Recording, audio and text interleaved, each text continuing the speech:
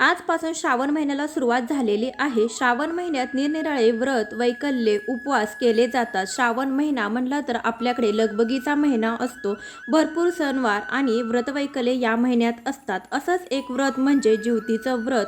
तर ज्योतीची पूजा प्रत्येक शुक्रवारी केली जाते। तर श्रावणात ज्योतीची पूजा कशी करावी याबद्दलचा संपूर्ण व्हिडिओ मी तुमच्यासोबत शेअर करणार आहे। त्यासाठी व्हिडिओ शेवटपर्यंत नक्की बघा। या व्हिडिओमुळे तुमच्या सगळ्या मनातील शंका दूर होतील आणि प्रत्येक शुक्रवारी तुम्ही अशा पद्धतीने ज्योतीचं पूजन नक्की करा। श्रावण महिना हा सगळ्या सृष्टीचं सौंदर्य ओंजळीत घेऊन येतो। श्रावण हा अधिकच जवळचा वाटतो तो माहेरवासणीला। व्रतवैकल्य, मंगलमय वातावरण याचा मेळ साधणाऱ्या श्रावणात शिवपूजनालाही अत्यंत महत्त्व आहे। स्त्रिया उपवास, व्रते, उपासना, नामस्मरण करतात, धार्मिक पथ्ये पाळतात। अशा श्रावणातल्या निसर्गाने ओंजळीत न मावेल इतके दिल्यावर ते उत्साहाने इतरांशी वाटून घ्यावे हा संदेश देण्यासाठी श्रावणातील सण आणि व्रतवैकल्ये साजरी केली जातात। श्रावण महिना सुरू झाला की देवघराजवळ ज्योतीचा किंवा जिवंतिकेचा कागद चिटकवला जातो। श्रावण महिन्यात प्रत्येक दिवसाला वेगवेगळं महत्त्व आहे। श्रावणी सोमवार असो किंवा मंगळवारी मंगळागौर असो, बुध हा बृहस्पती पूजनाविषयीचा दिवस झाल्यावर येतो तो श्रावणी शुक्रवार। श्रावणी शुक्रवारी मुलांना औक्षण केलं जातं आणि ज्योतीची पूजा केली जाते। पिढ्याने पिढ्या हा वारसा असाच चालू झालेला आहे। तर आज आपण श्रावणी शुक्रवारी ज्योतीची पूजा कशी करावी, शुक्रवारची कहाणी, महत्त्व, मान्यता याबद्दल जाणून घेणार आहोत। श्रावण महिना निघाला की भिंतीवर श्रावण महिना सुरू झाल्या ज्योतीचं किंवा जिवंतिकेचं चित्र चिटकवलं जातं। तर हे चित्र तुम्ही श्रावण सुरू झाल्या भिंतीवर चिटकून त्याची पूजा करू शकता किंवा प्रत्येक श्रावणी शुक्रवारी अशा पद्धतीने तुम्ही पूजा मांडणी देखील करू शकता। तर आज मी तुम्हाला पूजा मांडणी दाखवणार आहे।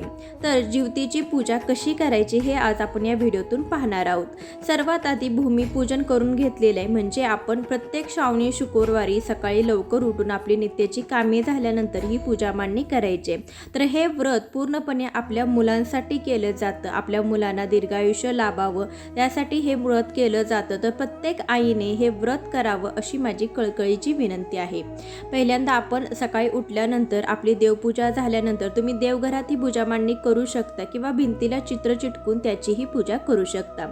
तर जिथे आपण पूजा मांडणी करणार आहोत ती जागा स्वच्छ करून घ्यायची, त्यावरती रांगोळीने स्वस्तिक काढायचं। स्वस्तिकाला हळदी कुंकू व्हायचं, एक फूल व्हायचं, त्यावरती पाट किंवा चौरंग ठेवायचा, चौरंगाभोवती रांगोळी काढा। त्यानंतर पाटावरती आपण लाल वस्त्र अंतरायचं आहे। सर्वात आधी दीप प्रज्वलन करून घ्यायचं आहे। ही गोष्ट सर्वांना माहीत असेलच, पण ज्यांना माहीत नाही त्यांच्यासाठी सांगते की कोणतीही पूजा करताना सर्वात आधी दिव्याची पूजा करावी, म्हणजे आपलं जे हे व्रत असतं, आपली जी ही पूजा असते ही देवापर्यंत पोहोचवण्याचं काम हे दिव्याचं असतं। त्यासाठी आपण पहिल्यांदा दिव्याची पूजा करून घ्यायची। त्यानंतर करायचा तो श्री गणेशा। तर कोणतीही पूजा श्री गणेशाशिवाय सुरूच होत नाही, त्यासाठी श्री गणेशा करायचा। थोड्याशा अक्षदा व्हायच्या आहेत, अक्षदावरती हळदी कुंकू व्हायचं, त्यावरती गणपतीची मूर्ती स्थापन करायची। गणपतीला हळदी कुंकू, अष्टगंध, दुर्वा, फूल, अक्षदा व्हायचं। तर अशी आपण गणपती बाप्पाची पूजा करणार आहोत। तर गणपती बाप्पाला मी अगोदरच स्नान घालून घेतलेले आहे, त्यासाठी मी ते शूटिंगमध्ये दाखवलेलं नाही। त्यानंतर आपण जे ज्योतीचं चित्र घेतलेलं होतं ते ज्योतीचं चित्र मी एका पुष्ट्यावरती चिटकवून घेतलेलं आहे। त्यानंतर थोड्याशा अक्षदा वाहिलेल्या आहे, त्यावरती ज्योतीचं चित्र ठेवलेलं आहे। नंतर त्या फोटोलाही आपण सगळ्यांना हळदी कुंकू लावून घेतलेलं आहे। हाराळी आणि आघाड्याची माळ घातली जाते। माझ्याकडे आघाडा नव्हता त्यासाठी मी फक्त हाराळीची माळ घातलेली आहे। फूल व्हायचं, अक्षदा व्हायचं, असे आपण चित्राची पूजा करून घेणार आहोत।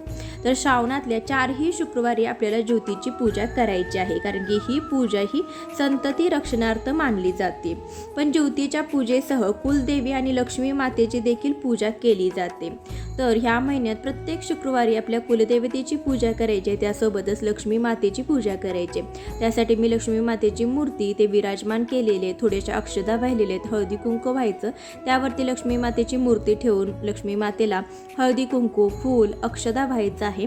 त्यानंतर आपण करणार आहोत कलश स्थापना।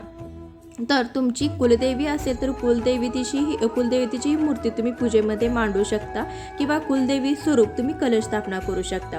कलश स्थापना करण्यासाठी तांदळाची रास घालायची, त्यानंतर त्यावरती हळदी कुंकू वाहून त्यावरती गळ्यापर्यंत येईल इतका पाण्याने भरलेला कलश ठेवायचा आहे। कलशामध्ये 1 रुपयाचं नाणं, 1 सुपारी, त्यानंतर अक्षदा, थोडेसं हळदी कुंकू, त्यानंतर 1 फूल आणि दुर्वा ह्या कलशामध्ये घालायच्या पाण्यामध्ये। त्यावरती विड्याची 5 पाने किंवा आंब्याची 5 पाने ठेवायची, त्यानंतर त्यावरती नारळ ठेवायचा, नारळाला हळदी कुंकू लावायचं। कुलदेवी स्वरूप नारळ मांडलेला आहे, त्यासाठी मंगळसूत्र घातलेले, कापसाची वस्त्रमाळ घातलेली आहे। ज्योतीच्या पूजेलाही ज्योतीच्या चित्रालाही कापसाची वस्त्रमाळ घालायची आहे। कळशाला हळदी कुंकू अक्षता फूल वाहून घ्यायचं आहे। त्यानंतर आपल्याला 1 विडा मांडायचा आहे, त्यासाठी 2 विड्याची पाने ठेवलेले, त्यावरती विड्याचं साहित्य ठेवायचं आहे। 1 रुपयाचं नाणं, सुपारी, हळकुंड, बदाम आणि खारीक। विड्याला हळदी कुंकू आणि फूल वाहून घ्यायचं। त्यानंतर आपण देवीची ओटी भरणार आहोत। देवीची ओटी भरण्यासाठी ब्लाऊज पीस घेतलेला आहे आणि तांदळाने आणि ओटीच्या साहित्याने आपण ओटी भरणार आहोत। ओटीच्या साहित्यामध्ये खारीक, हळकुंड, बदाम, त्यानंतर सुपारी आणि नारळ ठेवलेला आहे। ओटीवरती हळदी कुंकू व्हायचं आहे, नारळाला हळदी कुंकू व्हायचं, त्यानंतर फूल व्हायचं आहे। तर असे आपण देवीची ओटी भरायची आहे। तर ही ओटी प्रत्येक शुक्रवारी भरावी का एका शुक्रवारी भरावी, तर तुम्ही एका शुक्रवारी ही ओटी भरायची आहे आणि प्रत्येक शुक्रवारी तीच ओटी तुम्ही पूजेमध्ये मांडू शकता। तर पण अशा पद्धतीने एका तरी शुक्रवारी तुम्हाला कुलदेवतेची ओटी भरायची आहे। नैवेद्य दाखवायचा आहे। नैवेद्यामध्ये तुम्हाला खडी साखर, दूध साखर किंवा फुटाण्याचा नैवेद्य दाखवायचा। जास्त करून फुटाण्याचा नैवेद्य दाखवला जातो, मी इथे दूध साखरेचा नैवेद्य दाखवलेला आहे। धूप ओवाळून घ्यायचं, आरती करून घ्यायची आणि ज्योतीची कहाणी वाचायची। ज्योतीची पूजा झाल्यानंतर घरातील मुलांना पाटावर बसवून त्यांचं औक्षण करावं। मुले परगावे असल्यास 4ही दिशांना औक्षण करून अक्षता टाकाव्यात, म्हणजे परगावे असल्यातल्या मुलांचे औक्षण केल्यासारखं होईल। तर त्या दिवशी तुम्ही देवीची ओटी ही आठवणीने भरायचे। तर ज्योतीची कहाणी मी तुम्हाला थोडक्यात सांगते। जरा ही मूळची राक्षसी होती आणि ती मगध देशात असे। मगध नरेश वृद्धाला शरीराचे 2 वेगवेगळे भाग असलेला मुलगा झाला। तो जन्मताच त्याला नगराबाहेर फेकून देण्यात आलं। त्यावेळी या जरा राक्षसीने तिला 2 शकले एकत्र जुळवली आणि त्या अभ्रकाला जीवदान दिलं, म्हणून ते बालक जरासंध या नावानं ओळखलं जाऊ लागलं। पुढे मगध देशात जरा राक्षसीचा महोत्सव केला जाऊ लागला। लोक तिला अनेक मुलांची आई समजू लागले। घरोघरी तिची पूजा होऊ लागली। जीवंतिका पूजनामुळे घरात आरोग्य, धन, सुख लाभते असं म्हटलं जातं। त्याच्यासाठी प्रत्येक शुक्रवारी प्रत्येक आईने न विसरता ज्योतीची पूजा करायची आहे। ज्योती ही मुख्यतः लहान मुलांची जीवनदायिनी देवी आहे। श्रावण महिन्यात दर शुक्रवारी ज्योती पूजन हे व्रत केलं जातं। ज्योती या व्रताची देवता आहे। ज्योती आई ही लहान मुलांचे रक्षण करणारी देवी समजली जाते। कोणत्याही एका शुक्रवारी एखाद्या सवाष्णीला घरी बोलावून तिला जेवू घालावे। सवाष्णीच्या ताटाभोवती रांगोळी काढावी। जेवायला बसण्यापूर्वी पानापुढे विडा दक्षिणा ठेवून नमस्कार करावा। जेवण झाल्यानंतर सवाष्णीची खळा नारळाने ओटी भरावी। ज्योतीची पूजा आरती झाल्यावर लहान मुलांना पाठावर बसून त्यांना देखील ओवाळावे। कुंकू लावून चणे, गूळ, फुटाणे व आरत्यांचे वाण द्यावे व आपल्या मुलांच्या कल्याणासाठी व दीर्घायुष्यासाठी देवीकडे प्रार्थना करावी। प्रत्येक शुक्रवारी तुम्ही आपल्या मुलांसाठी अशी ज्योतीची पूजा नक्की करा। व्हिडिओ कसा वाटला हे कमेंटद्वारे अवश्य कळवा। चॅनलवर नवीन असाल, पहिल्यांदाच माझे व्हिडिओ पाहत असाल तर चॅनलला सबस्क्राईब करा। आपल्या मित्रमैत्रिणी आणि नातेवाईकांसोबत नक्कीच शेअर करा। तुमच्या मनात काही प्रश्न किंवा शंका असतील तर मला लगेच कमेंट करून विचारा। मी तुमच्या सगळ्या शंकांवरती उत्तर देण्याचा प्रयत्न करीन।